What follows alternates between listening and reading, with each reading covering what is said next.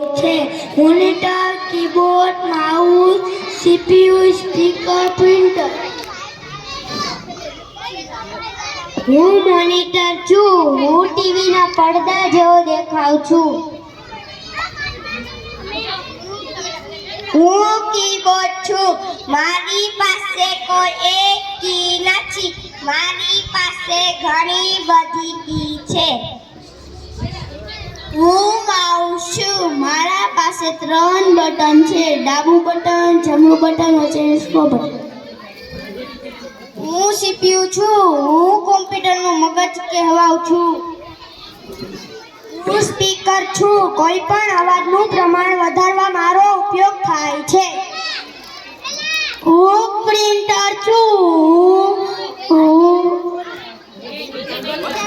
કાગળ પર છાપવા માટે થાય છે.